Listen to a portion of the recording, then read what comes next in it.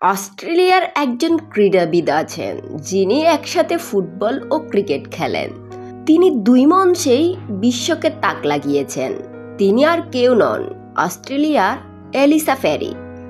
মাত্র 16 বছর বয়সেই তিনি অস্ট্রেলিয়ার হয়ে ফুটবল ও ক্রিকেট দুটোতেই অভিষেক করেন। কিন্তু এখানেই শেষ নয়, তার কীর্তি এমন যা তুলনাহীন।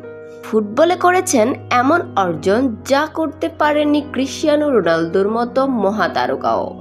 রোনালদো যেখানে কখনোই বিশ্বকাপের নকআউট পর্বে গোল করতে পারেননি, সেখানে এলিসা ফেরি সেই মঞ্চে গোল করেছেন, দেশের হয়ে গৌরব ছিনিয়ে এনেছেন।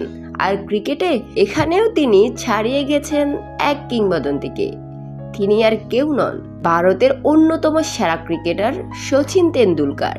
ক্রিকেট বিশ্বকাপের নকআউট ম্যাচগুলোতে ফেরির রান তেন্ডুলকারের চেয়েও বেশি। ভাবুন তো, এক নারী ক্রীড়াবিদ যিনি একসাথে রোনালদো ও তেন্ডুলকার দুই ভিন্ন জগতের দুই কিংবদন্তির উপরে নিজের নাম তুলেছেন। এলিসা ফেরি শুধু এক প্রতিভাবান ক্রীড়াবিদ নন, তিনি এক অনুপ্রেরণার নাম। তার গল্প প্রমাণ করে, যদি মনের জোর থাকে আর পরিশ্রমে বিশ্বাস থাকে, তবে মাঠের সীমানায় কোনো বাধা নয়।